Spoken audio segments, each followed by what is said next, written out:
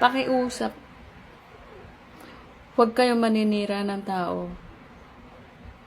Lalong-lalo na kung pangalan lang naman yung alam mo, hindi yung buong pagkatao niya.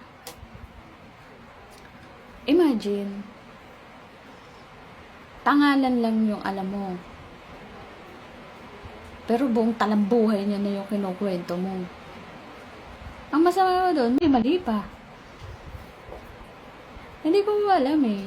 Bakit may mga ganyan na tao na masaya? Masaya kayo na ganyan kayo ginagawa ninyo sa kapwa ninyo. Diba? Mahiya ka naman. Wala naman sa'yong ginagawa yung tao eh. Tapos, hindi niya pa alam na gano'n ang sinasabi mo. Na ikaw pala yung dahilan kung bakit nagiging gano'n na yung tingin niya. Nagiging gano'n na yung tingin ng ibang tao sa kanya.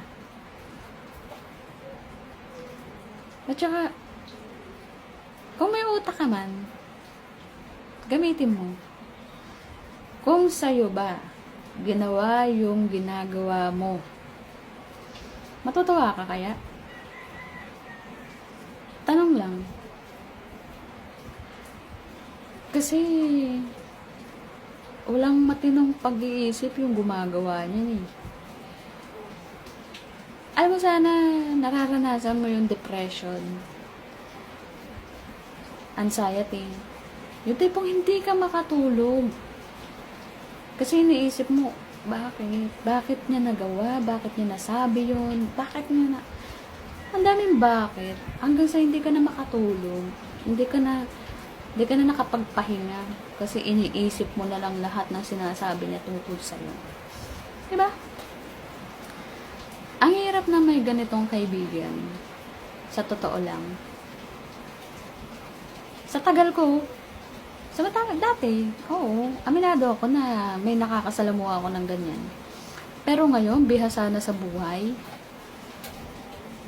hindi ko akalain na may matatagpuan pa ako eh. May matatagpuan pa ako na ganyang klaseng tao. Diba? Kala ko totoo, peke pala.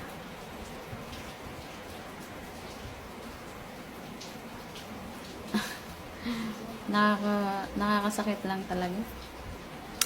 Kakasakit lang. Kaya kung pipili kayo ng kaibigan, siguraduhin nyo ng totoo. Kasi, ang sakit. Yan lang. Boy.